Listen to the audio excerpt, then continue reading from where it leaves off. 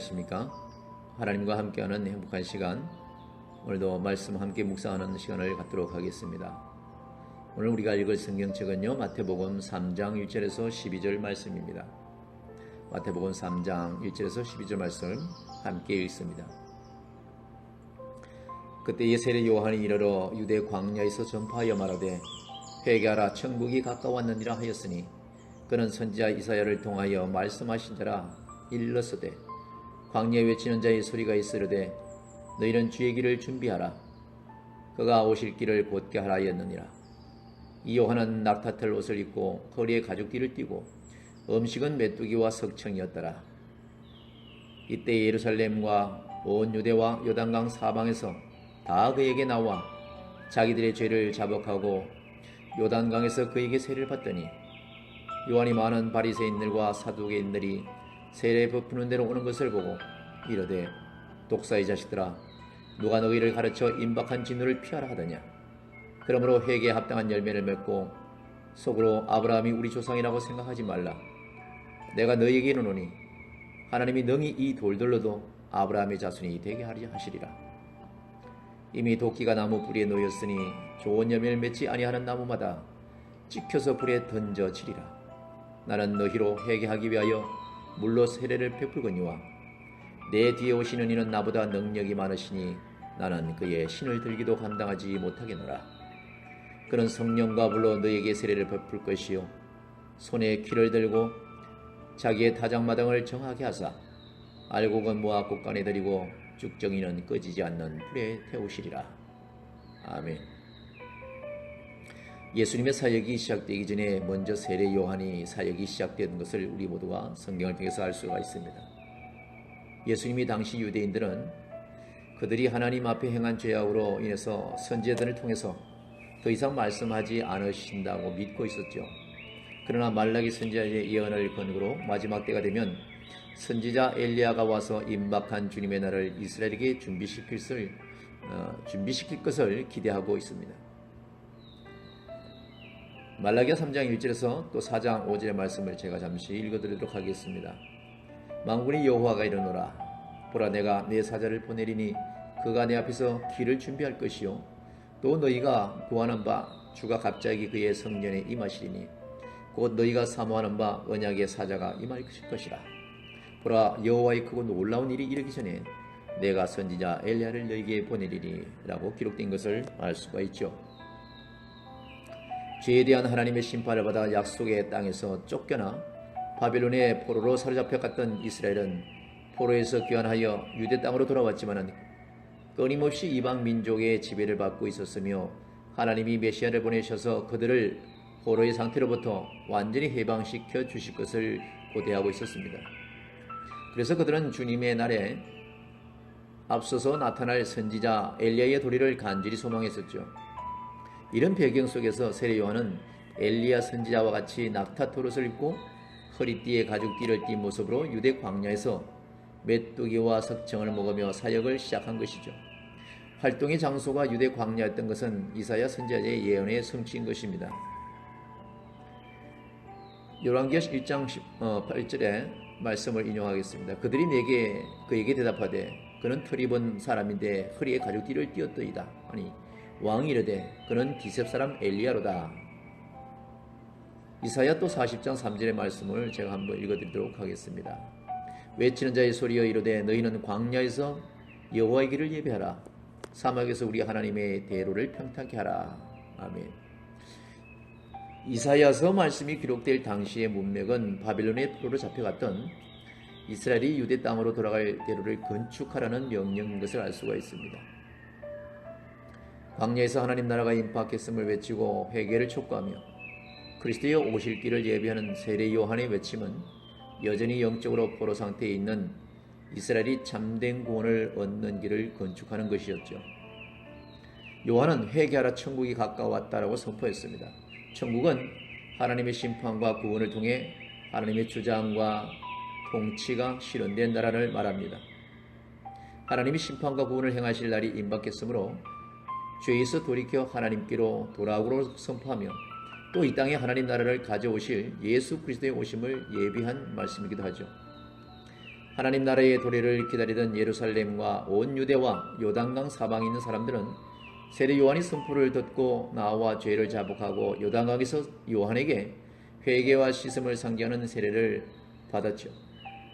유대교 전통에서는 몸을 물로 씻음으로 부정하면서 정결하게 되는 정결의식이 있었으며 유대교로 개종한 남자들이 할례를 받고 7일 후에 세례를 받는 전통이 있었기에 요한의 세례가 이질적인 것으로 여기지지 않았을 것입니다. 그러나 유대교의 개종 세례는 정치적이고 의식적인 것이었으며 스스로 행하는 것이었습니다. 반면에 세례 요한의 세례는 이교도들이 아닌 유대인들이 나와서 받은 세례였고 참된 회개를 요구하는 세례였고 종말의 예언을 성취하는 세례였습니다. 한편 당시 성전의 제사와 제사장들을 타락한 것으로 보고 요단강 유역에 떨어져 모이던 쿰난 공동체는 하나님의 나라의 성취를 기다리는 사람들이었으며 구약의 정결의식을 행하는 동시에 참된 회개를 강조했기에 세례 요한의 세례와 유사한 면이 있었습니다. 다만 쿰난 공동체의 의식은 매일 자체적으로 시행되었지만 세례 요한의 세례는 단 한 번 이루어지는 의식적인 세례였다는 차이가 있습니다. 세례 요한은 당시 가장 경건한 자들로 자처했던 바리새인들과 유대 사회에서 고위층을 이루고 있는 사두개인들을 향해서는 이 독사의 자식들이라 라고 하는 책망을 했습니다. 겉으로만 경건해 보이도록 종교 행위를 하거나 종교 권력을 가지고 있다고 하나님의 진노를 피할 수 있는 것이 아니죠. 아마 오늘날 이 땅에 어느 교회 목사님들이 이 세상에 하나님을 경외하지 아니하고 하나님 멀리하고 세상 죄를 갈망하고 세상 쾌락을 쫓는 자들에게 이 독사의 자식들이라고 말한다고 한다면 아마 이 시대에 엄청난 비난을 받을 수도 있습니다. 이 회개에 합당한 열매를 맺어야 한다는 것을 가르친 자가 바로 요한인 것이고 요한은 그러한 사역을 감당하기 위해서 예수님보다도 몇 달 먼저 태어난 사람이기도 하죠. 아브라함이 혈통적인 후손이라는 사실이나 유대 공동체의 회원이라는 지위가 구원의 근거가 될 수가 없다는 것을 또한 그는 설교하고 있습니다. 하나님은 우상을 숭배하는 가정에서 태어나 불임인 아내와 함께 한 평도 소유하지 못한 가나안 땅에도 도착했던 아브라함을 하나님의 백성의 시작으로 삼으셨던 것을 우리 성경을 통해서 알 수가 있지 않습니까? 하나님은 돌을 가지고도 하나님 나라의 백성을 세우실 능력이 있으십니다. 그러므로 지금까지 의지하고 있던 모든 행위나 지위를 버리고 회개 열매를 맺어야 하는 것이죠. 이미 도끼가 나무 뿌리에 놓인 것과 같이 심판의 날이 임박했고 좋은 열매를 맺지 않는 나무마다 도끼에 찍혀 불에 던져지듯이 회개 열매를 맺지 못하는 사람들은 하나님 나라의 백성 곧 참된 아브라함의 후손으로 인정받지 못한다는 것이죠. 이 방송을 듣고 있는 월드기독교 방송 시청자 여러분, 예수를 아직 믿지 않고 교회를 나가지 않는다 할지라도 여러분의 삶 가운데 반드시 보이지 않는 하나님께서 여러분을 지켜보시고 계신다는 걸 잘 아시고 속히 하나님 앞으로 돌아오고 예수 그리스도를 영접하기를 간절히 부탁을 드립니다. 천국이 임박했다는 사실과 회개 열매를 맺어야 한다는 것을 선포한 세례 요한은 이어서 그리스도에 대한 선포를 바로 이어서 하죠. 세례 요한은 회개한 자들에게 상징적으로 물로 세례를 베푸고 있습니다.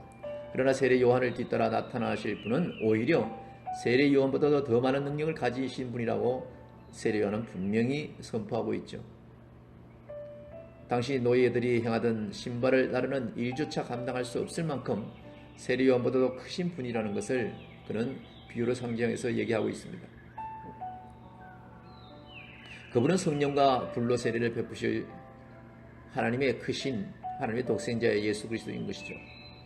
구약의 선지자들은 하나님의 심판과 구원이 이루어질 종말의 때에 하나님께서 성령을 부어주실 것이라고 예언했던 것을 알고 있습니다.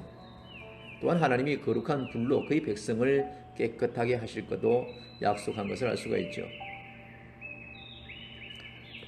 요엘 2장 28절 말씀을 읽어드리겠습니다.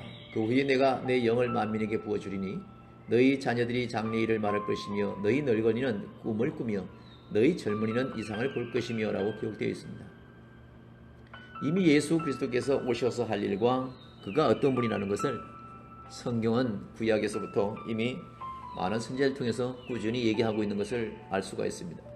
그뿐만 아니라 에스겔 36장 26절에서 28절에 보면 또 내 영을 또 새 영을 너희 속에 두고 새 마음을 너희에게 주되 너희 육신에게서 굳은 마음을 제거하고 부드러운 마음을 줄 것이며 또 내 영을 너희 속에 두어 너희로 내 율례를 행하게 하리니 너희가 내 규례를 지켜 행할지라. 내가 너희 조상들에게 준 땅에서 너희가 거주하면서 내 백성이 되고 나는 너희의 하나님이 되리라 라고 말씀하고 있습니다.